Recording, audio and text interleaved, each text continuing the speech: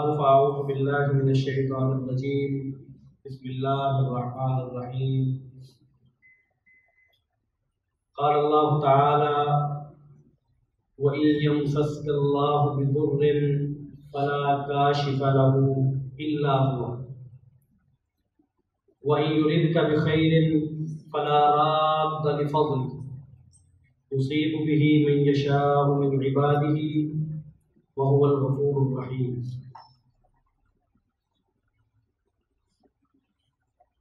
محترم سامعین، تلاوت کردہ آیت مبارکہ میں اللہ تعالیٰ فرماتے ہیں کہ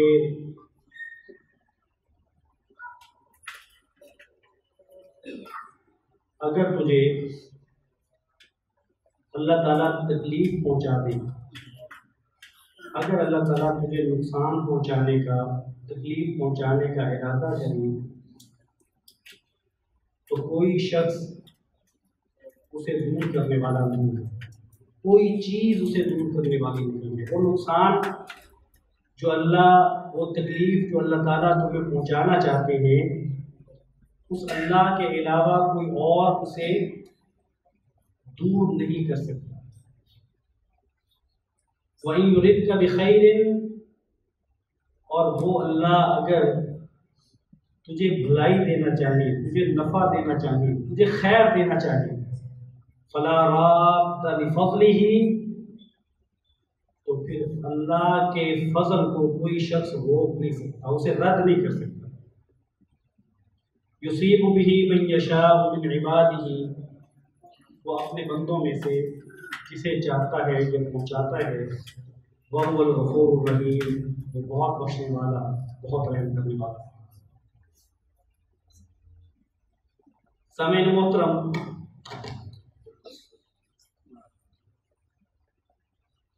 ہم روز دیکھتے ہیں کہ دین جو اللہ اس کے رسول نے ہمیں دیا اور ہم تک پہنچایا، مسلمان اس کے لیے تگ و دو کرتے ہیں، اس کے لیے کوشش کرتے ہیں، اس دین کے لیے اپنا وقت دیتے ہیں، اس دین کے لیے اپنا مال خرچ کرتے ہیں۔ لیکن بسا اوقات وہ ہوتا ہے کہ پوری طرح علم نہ ہونے کی وجہ سے یا ایسے لوگوں سے سن لینے کی وجہ سے جو خود دین کو نہ سمجھ سکے ہوں، یا سنی سنائی باتوں پر عمل کرتے ہوئے، یا میڈیا سے دین لیتے ہوئے، یا محلے سے دین لیتے ہوئے ایسی چیزوں میں پیسہ خرچ کر دیتے ہیں، ایسی چیزوں میں وقت خرچ کر دیتے ہیں کہ جو دین نہیں ہوتی، جو اللہ اور اس کے رسول کے احکامات نہیں ہوتے، جو نیکی کا باعث نہیں ہوتی، بلکہ وہ گناہ کا باعث بن جاتی ہیں، اس لیے کہ وہ اللہ اور اس کے رسول کا حکم نہیں تھی، وہ دین نہیں تھی، انہیں دین بنا لیا گیا۔ اسے بدعت کہتے ہیں، اور بدعت کا ارتکاب کرنے والا گنہگار ہو جاتا ہے۔ ان رسومات میں سے، ان چیزوں میں سے ایک چیز بدشگونی ہے، بدفعلی ہے، اور مختلف چیزوں کو، جانوروں کو، مختلف دنوں کو، مختلف ہندسوں کو اور مختلف مہینوں کو منحوس سمجھا جانا ہے۔ معاشرے میں جن چیزوں کو منحوس سمجھا جاتا ہے، ان میں سے ایک اللہ کا دیا ہوا مہینہ بھی ہے، جو سفر کا مہینہ ہے، جو محرم کے بعد آتا ہے، جو اس وقت ہم پر سے گزر رہا ہے۔ اس سفر کے مہینے کو مسلمانوں میں سے ایک طبقہ منحوس سمجھتا ہے، اور اس کی نحوست کیا ہے؟ منحوس سمجھنے میں آج کے مسلمان اور عرب کے جاہل لوگ جاہلیت کے جو لوگ تھے، اس دور کے لوگ، وہ اور آج کے مسلمان اس مہینے کو منحوس سمجھنے میں برابر ہیں۔ وہ بھی اسے منحوس سمجھتے تھے، آج کے مسلمان بھی اسے منحوس سمجھتے ہیں۔ ان کے ہاں شاید وجوہات اور تھیں، آج کے مسلمانوں کے ہاں وجوہات اور ہیں۔ اور وہ چونکہ آپ جانتے ہیں، میں نے اپنے خطبہ میں ذکر کیا کہ جو حرمت والے مہینے ہیں، 4 مہینے، ان میں سے 3 مہینے مسلسل آتے ہیں۔ تو جب یہ 3 مسلسل آتے ہیں، ذوالقعدہ ہے، ذوالحجہ ہے اور محرم ہے، یہ 3 مہینے جب مسلسل آتے ہیں تو اس کے بعد سفر آ جاتا ہے۔ اور آپ جانتے ہیں کہ عرب بہت لڑتے تھے، صدیوں تک لڑائیاں رہتی تھیں، قبائل دوسرے قبائل پر حملے کرتے، خون ریزیاں ہوتی، رکتے نہیں تھے۔ اور محرم کے مہینوں میں وہ خون ریزی روکتے تھے، وہ ڈاکے نہیں ڈالتے تھے، مار نہیں لوٹتے تھے، روک دیتے تھے۔ جب 3 مہینے مسلسل رکے رہتے اور پھر سفر کا مہینہ آتا تو وہ 3 مہینے جو انہوں نے خود کو روک کے رکھا ہوتا تھا ہر برائی اور ہر گناہ سے، اس مہینے میں پھر وہ شدت سے ہوتی، وہ شدت سے اس مہینے میں قتل و غارت کے واقعات رونما ہوتے ہیں، لوٹ مار ہوتی بڑی پیمانے پر۔ اور یہ سب کچھ جب اس مہینے میں ہوتا تو ظاہر ہے یہ سارے نقصان کی چیزیں ہیں، تو پھر یہ سمجھا جاتا کہ یہ مہینہ بڑا منحوس ہے، نعوذ باللہ من ذالک، کہ یہ سفر کا مہینہ بڑا منحوس ہے۔ اب سفر کا مہینہ جو سفر ہے، لفظ سفر یہ سواد کے ساتھ ہے، سین کے ساتھ نہیں ہے۔ ایک تو سفر وہ ہے نا جو ٹریولنگ کرتے ہیں، سواد کے ساتھ سفر ہے، اس کا معنی یہ ہے خالی ہونا یا خالی کرنا۔ تو لغت کے ماہرین نے اور شارحین نے جو اس کی شرح لکھی ہے، اس کا معنی لکھا ہے، اس کا مفہوم لکھا ہے، وہ یہ ہے کہ اس مہینے میں اتنی چوری ڈاکے کا بازار گرم ہوتا کہ لوگوں کے گھر تک خالی کر دیے جاتے، لوگوں کے گھروں میں کچھ نہ بچتا، خالی ہو جاتا۔ اس لیے اس مہینے کو سفر کا مہینہ کہا جاتا ہے۔ بہرصورت عربوں نے اس وجہ سے اس مہینے کو منحوس مہینہ خیال کیا، اور ہمارے مسلمانوں نے، اور پھر مسلمانوں میں سے خاص طور پہ برصغیر کے مسلمانوں میں اتفاق ایسا ہے، یا اس کو کہیے بدقسمتی ایسی ہے کہ جب ہم رسومات کی بات کرتے ہیں، جب رسومات کی بات کرتے ہیں، جب ان چیزوں کی بات کرتے ہیں جو دین سے ہٹی ہوئی ہیں، تو وہ اکثر و بیشتر برصغیر میں آپ کو نظر آتی ہے۔ وہ باقی دنیا میں اس طرح نظر نہیں آتی، برصغیر میں نظر آتی ہے۔ اب وہ دین کیا دین ہے جو برصغیر میں اور ہے اور باقی دنیا میں اور ہے؟ باقی دنیا میں دین کے اس گوشے پر عمل نہیں ہوتا، لیکن برصغیر میں دین کا ایسا بول بالا ہے کہ ہر مہینے میں دین کا ایک اضافی حصہ ہمیں پڑھنے کو مل جاتا ہے، ایک ایسا حصہ ہمیں مل جاتا ہے جس پر عمل کر کے ہم نیکیاں کماتے ہیں، جبکہ ساری دنیا اس سے محروم رہتی ہے۔ اور پھر تھوڑے ہی مہینے ہیں جو ہم سے بچ پائے ہیں، ورنہ ہم نے کسی مہینے کو جانے نہیں دیا۔ ہر مہینے کے نام سے اور ہر مہینے کے نام پر ایسی چیزیں کر دی ہیں، اس کے ساتھ لگا دی ہیں کہ وہ مہینہ اپنی اصل شکل میں باقی نہیں رہا۔ اب سفر میں ہمارا خیال یہ ہے کہ سفر کے مہینے کی نحوست یہ ہے کہ اس مہینے میں کم و بیش 2 لاکھ بلائیں نازل ہوتی ہیں۔ پورے سال میں 2 لاکھ بلائیں نازل ہوتی ہیں، جن میں سے کم و بیش 1,20,000 بلائیں صرف سفر کے مہینے میں۔ اب بلاؤں کو بھیجنے والا تو اللہ تعالیٰ ہے، اللہ کی ذات ہے، اللہ کے علاوہ تو کوئی بلائیں نہیں بھیجتا۔ کوئی نفع بھیجتا ہو تو وہ اللہ ہے، کوئی نقصان اور بیماری اور آزمائش بھیجتا ہو تو وہ اللہ ہے۔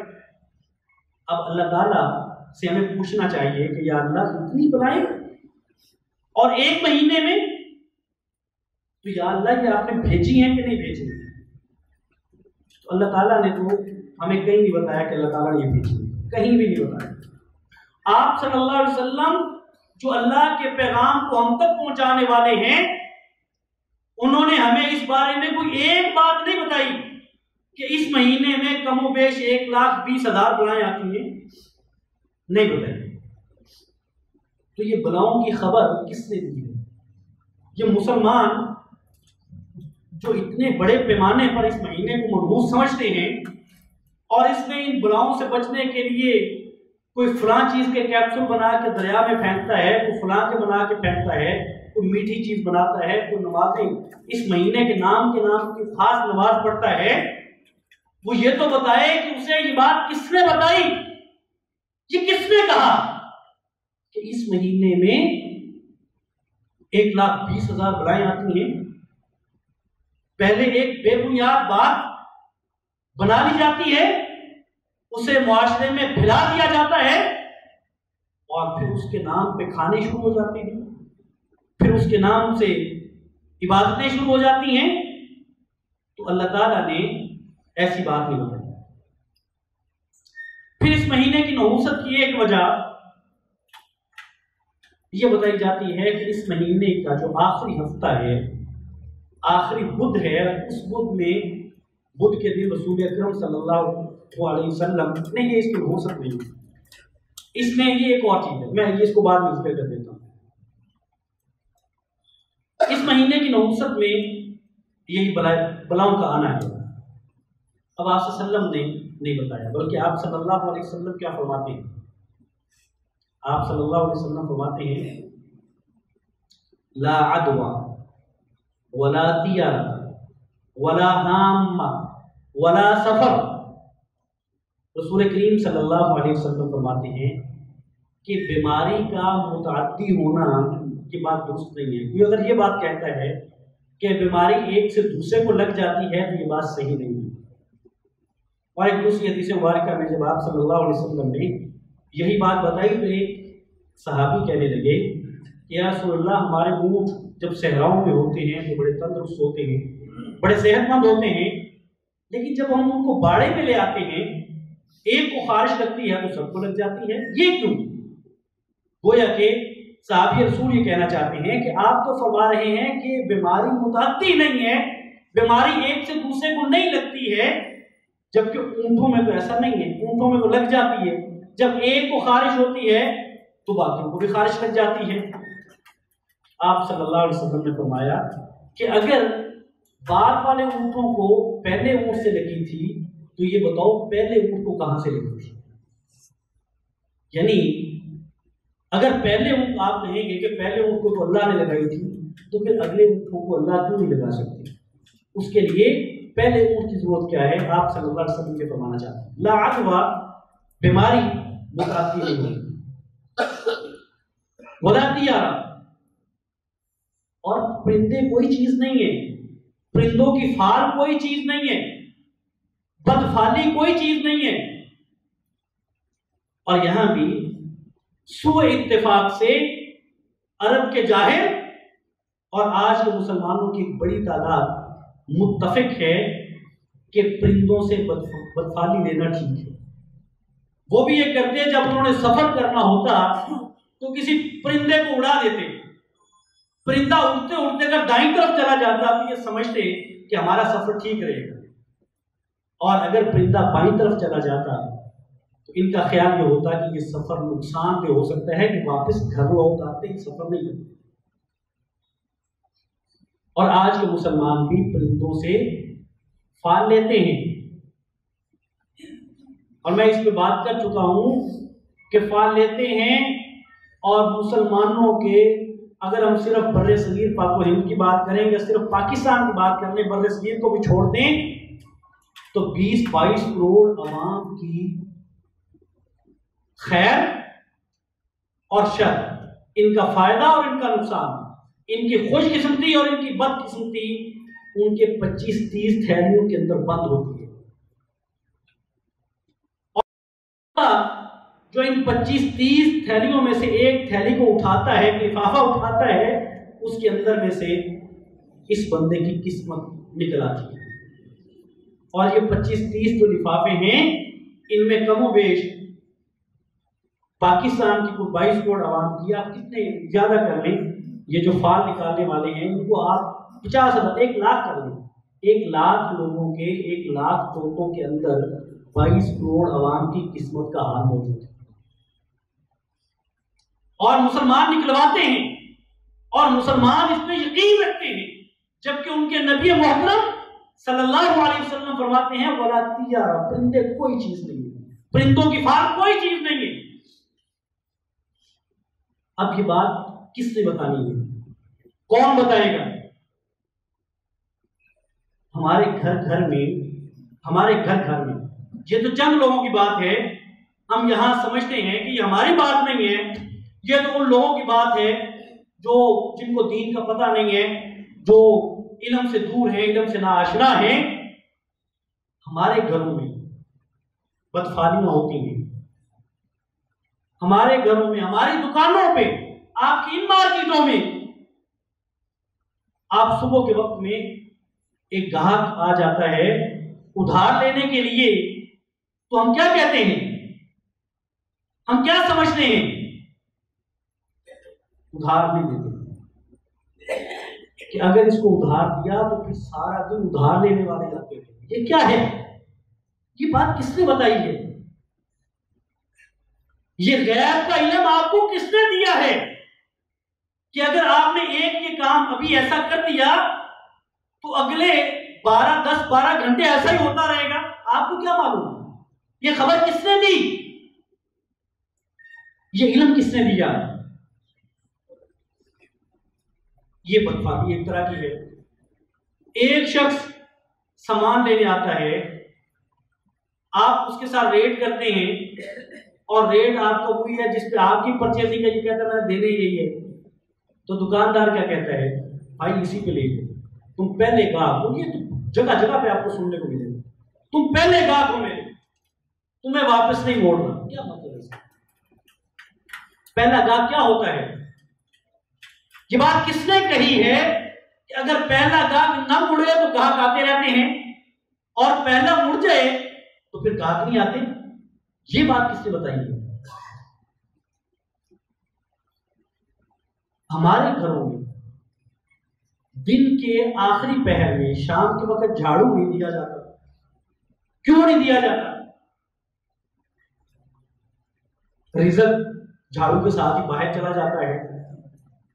یہ میں یہاں آپ کے اس محلے کے، مطلب کسی دوسرے شہر کے، کسی دوسرے ملک کے لوگوں کی بات نہیں کر رہا، اس محلے کی یہ ہماری بات ہے۔ یہ بات کس نے بتائی ہے کہ شام کو جھاڑو دیں تو فلاں فلاں نقصان ہو جاتا ہے؟ یہ بات کس نے بتائی ہے؟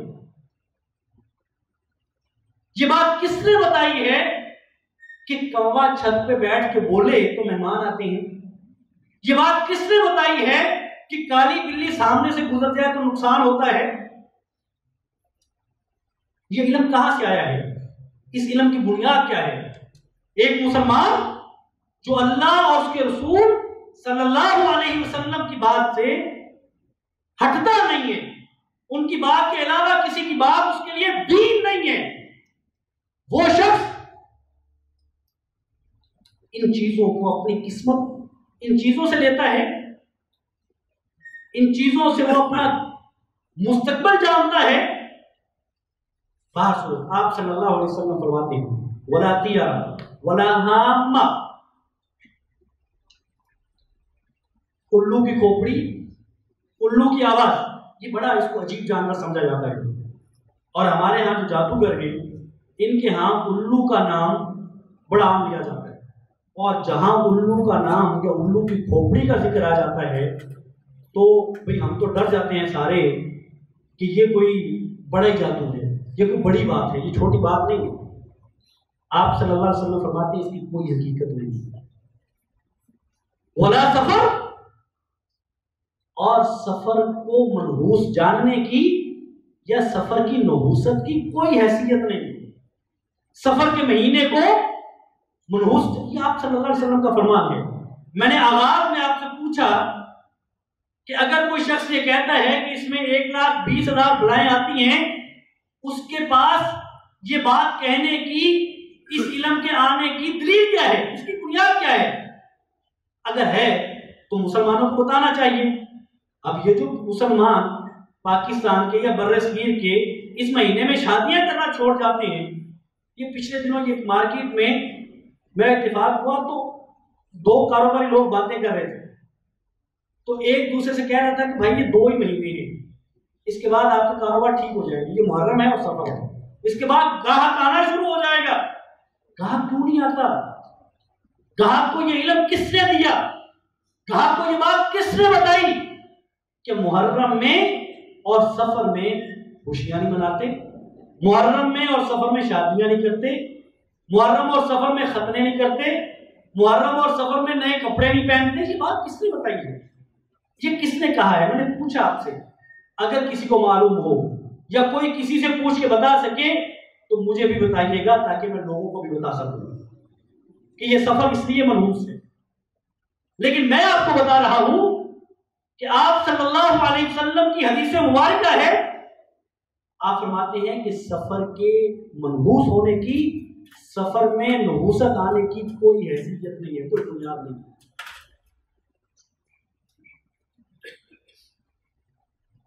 اس لیے بالخصوص سفر کے مہینے کو اور بالعموم دیگر چیزوں میں نحوست کو ماننا اور اسے سمجھنا یہ بات درست نہیں ہے. پھر اس میں ایک اور چیز جو مسلمان کرتے ہیں، 2 ہی بڑی چیزیں ہیں. ایک چیز یہ ہے کہ اس کو ہم منحوس سمجھتے ہیں اور اس میں بہت سارے کام نہیں کرتے، اس میں شادیاں نہیں، اور قاعدہ لوگوں کا عقیدہ ہے، لوگ یہ سمجھ بیٹھے ہیں کہ محرم کے مہینے میں یا اس میں اگر کوئی شادی کر دی جائے تو وہ طلاق ہو جاتی ہے. انا للہ و انا الیہ راجعون. اس علم کی کیا بنیاد ہے؟ اس بات کی ایک مسلمان کے لیے یہ غیب کی خبر ہے، آج شادی ہوئی ہے، طلاق ہونی ہے کہ نہیں ہونی، یہ غیب کی خبر ہے. ایک مسلمان کو یہ غیب کی خبر کیسے مل گئی؟ یہ کس نے دی؟ اسے غیب کا علم کیسے ہوا؟ اور پھر امر واقعہ یہ ہے کہ ابھی تک مسلمان، ابھی تک، اب تو کچھ اللہ تعالیٰ نے سمجھ بوجھ دی، لیکن ابھی تک بھی ایک بہت بڑی تعداد ان مہینوں میں شادیاں نہیں کرتی. سوال یہ ہے کہ پھر طلاقیں کیوں ہوتی ہیں؟ اگر طلاقوں کی وجہ یہ مہینے ہیں تو اس میں ہم تو نہیں کرتے، طلاقیں کیوں ہوتی ہیں؟ اور طلاقوں کی شرح کم ہونے کی بجائے بڑھتی کیوں جا رہی ہے جبکہ ہم تو نہیں کرتے؟ جب ہم دین کو، جب ہم اسلام، جب ہم دین اللہ اور اس کے رسول سے نہیں لیں گے، پھر ہم ان چیزوں میں پھنسے رہیں گے. پھر یہاں سے ایک بندہ کہے گا تو وہ بھی ہم مان لیں، ادھر سے کسی بندے نے کہا تو وہ بھی مان لیں، محلے میں کچھ ہوا تو وہ بھی ہم نے مان لیا، ٹی وی پہ ہم نے دیکھا تو وہ بھی مان لیا. اور ریسرچ تو ہم میں ہے ہی نہیں، یہ تو ہمارا مزاج ہی نہیں ہے کہ اگر مجھے کوئی شخص کی بات کہے کہ یہ مہینہ منحوس ہوتا ہے تو میں اس سے پوچھ لوں کہ بھئی یہ جو آپ بات بتا رہے ہیں یہ بات آپ نے کہاں سے لی ہے، یہ کیسے منحوس ہے؟ آپ کی بات سے تو منحوس نہیں ہوگا. اگر اس کو منحوس بنانا ہے، اگر اس کو منحوس بطور مسلمان کے میں نے سمجھنا ہے تو میں تو اللہ اور اس کے رسول کی بات پہ عمل کر سکتا ہوں اور مان سکتا ہوں. تم بتا سکتے ہو کہ اللہ اور اس کے رسول کی بات کہاں بتائی ہے؟ اور دوسری بات، اس مہینے کے آخری بدھ کے دن مسلمان کھانے بناتے ہیں اور اس میں خاص طور پہ حلوہ پوری بنائی جاتی ہے، میٹھے یعنی سویٹ ڈش بنائی جاتی ہے اس میں. اور وجہ یہ بتائی جاتی ہے کہ سفر کے آخری دن رسول اکرم صلی اللہ علیہ وسلم بیماری سے شفا یاب ہوئے تھے، اللہ تعالیٰ نے انہیں صحت سے نوازا تھا. اب یہ بات بھی وہی بات ہے کہ اس بات کی بھی تو دلیل ہونی چاہیے.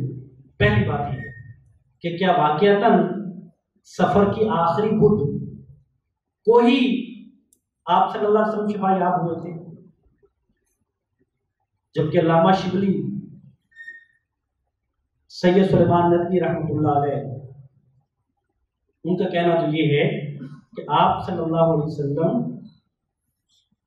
سفر میں آپ صلی اللہ علیہ وسلم بیمار رہے،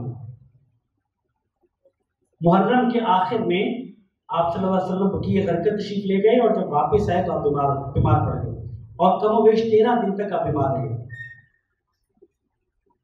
تو سفر کا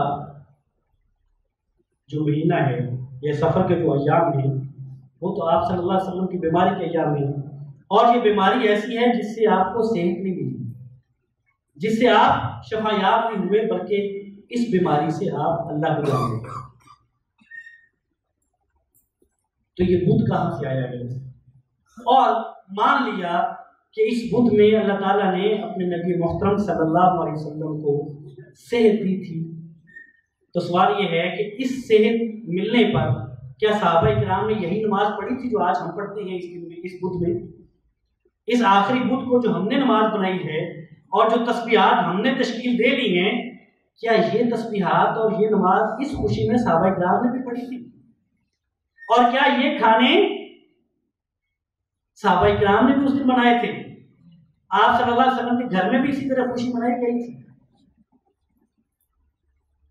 باہر صورت آپ صلی اللہ علیہ وسلم کا فرمان یوں ہے، آپ نے فرمایا الطیارۃ شرک، الطیارۃ شرک ثلاثا وما منا الا ولكن اللہ یذہبہ بالتوکل۔ رسول اکرم صلی اللہ علیہ وسلم فرماتے ہیں کہ بدفعلی شرک ہے، بدفعلی شرک ہے۔ یہ بات آپ صلی اللہ علیہ وسلم نے 3 دفعہ بتائی، 3 دفعہ فرمائی، اور فرمایا کہ یہ بات ہمارے ذہنوں میں بھی آ جاتی ہے، انسان ہے نا، بطور انسان کے یہ بات ذہنوں میں آ سکتی ہے۔ فرمایا لیکن اللہ پر جو توکل ہے ہمارا، وہ پھر اس بدفعلی کے جو اثرات ہیں جو ہماری سوچ میں آ جاتے ہیں اس کو دور کر دیتا ہے۔ یعنی ایک مسلمان کے اگر ذہن میں یہ بات آئے کہ سارے لوگ کہتے ہیں کہ کالی بلی اگر سامنے سے گزر جائے تو یہ نہیں، اگر میرے ذہن میں بھی یہ بات آ جائے، آپ میں سے کسی ذہن میں آ جائے، تو آپ صلی اللہ علیہ وسلم فرماتے ہیں کہ چونکہ ہمارا توکل اللہ پہ ہے، ان چیزوں میں نہیں ہے، تو ان کی کوئی حیثیت نہیں رہ جاتی، اس لیے کہ ہمارا توکل تو اللہ پہ ہے۔ اور جو میں نے آیت مبارکہ آپ کے سامنے تلاوت کی کہ اگر اللہ تعالیٰ کسی شخص کو کسی آزمائش میں مبتلا کرنا چاہیں، کسی بیماری میں، کسی مشکل میں، تو کوئی شخص اس کو دور نہیں کر سکتا، اور اللہ تعالیٰ اگر کسی کو خیر پہنچانا چاہے تو کوئی شخص اس خیر اور بھلائی کو روک نہیں سکتا۔ یہ ایک مسلمان کا توکل ہے، یہ ایک مسلمان کا اپنے اللہ پر اعتماد ہے، اور یہ اس کا عقیدہ ہے، یہ اس کا دین ہے۔ وہ ان چھوٹی چھوٹی چیزوں پر جو بلا دلیل ہیں، جو بلا ثبوت ہیں، جو بلا بنیاد ہیں، جو اس کے نبی نے اس کو نہیں بتائی، وہ ان پہ اپنی زندگی بسر نہیں کرتا۔ وہ نہ کسی کو کسی چیز کو منحوس سمجھتا ہے، اور نہ کسی چیز کو اس طرح نقصان دہ سمجھتا ہے، اور نہ کسی چیز کو فائدہ مند سمجھتا ہے۔ بطور مسلمان کے میرا اور آپ کا دین مجھے اور آپ سے یہ کہتا ہے، میرے اور آپ کے نبی مجھے اور آپ سے یہ کہتے ہیں کہ لا عدوہ، بیماری متعدی نہیں ہوتی، ولا طیارہ، پرندوں سے پھال لینے کی کوئی حیثیت نہیں ہے، ولا حامہ، الو کی کھوپڑی، الو کی آواز کی کوئی حیثیت نہیں ہے، ولا سفرہ، اور سفر کے مہینے کی نحوست کی کوئی حقیقت نہیں۔ یہ بات سننے کے بعد یہ حدیث مبارکہ، اس پہ آپ کو بات کرنی چاہیے کہ یہ حدیث مبارکہ ہے کہ نہیں ہے، یہ آپ صلی اللہ علیہ وسلم کا فرمان ہے کہ نہیں ہے۔ اگر یہ ہے تو پھر کوئی مسلمان یہ بات سننے کے بعد بھی اس مہینے کو منحوس سمجھے، اس میں شادی کرنے کو ناجائز سمجھے، اس میں بیوی کے پاس آنے کو ناجائز سمجھے، اور اس میں بلاؤں کے آنے کا اور ان کو دور بھیجنے کے لیے خاص نمازوں کا اہتمام کرے، خاص صدقات کا اہتمام کرے، تو گویا کہ وہ شخص اپنے نبی کی بات سے متفق نہیں ہے۔ اللہ مجھے اور آپ کو محفوظ رکھے، اللہ مجھے اور آپ کو توفیق عطا فرمائے کہ ہم اس دین پر عمل کریں جو مجھے اور آپ کو میرے اور آپ کے نبی نے دیا ہے. وآخر دعوانا الحمدللہ رب العالمین.